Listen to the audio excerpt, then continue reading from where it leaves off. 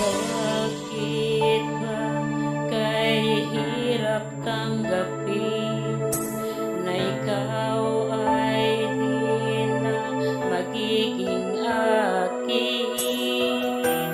Sa lahat ng bagay sa mundong ito, wala nang